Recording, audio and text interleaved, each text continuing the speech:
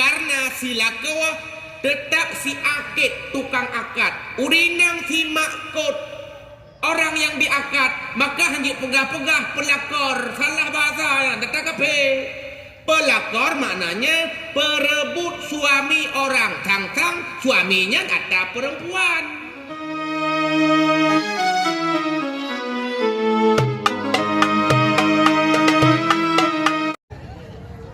Suaminya tupo ada purmoh. Pertanyaan tiga tu purmoh tupo menye purmoh dalam kuala ada purmoh yang mat surat hak milik sawa. Yo kamu jawab ya.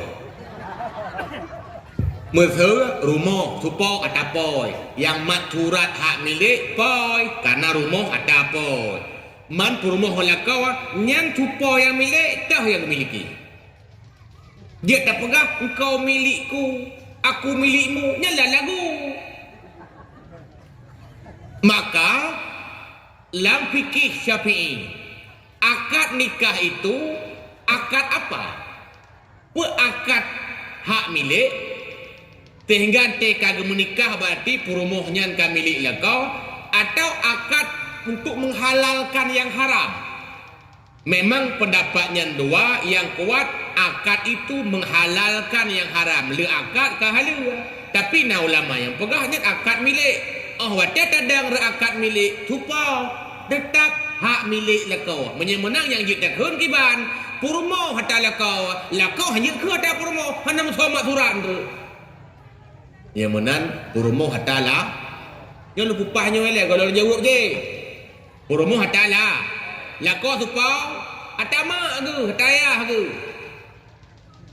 Ka icok dilakau ki baca icok. Icok iku peluang. Kau yang pupuang gop yang deca. Tapi menyai menikah ngan ka icok leurinang lakau menikah. Karena si lakau tetap si akid tukang akad. Urinang si makut orang yang diakad, maka hanya pegah-pegah pelakor. Salah bahasa ya, tetap kape. Pelakor maknanya perebut suami orang. Tang-tang suaminya ada perempuan. Padahal perempuan ada suami. Nyulam agama. Baik terpengaruh dengan bahasa liar yang kau beredar. Yang jelas orang rutak rumah tangga gop desanya ile. Kan dengar? Kau berangkat sawah irutak rumah tangga gop desa. Tapi menyelak kawai mukawin kurawai nyan berarti kon ijok lakoh gop lakoh katai bunau.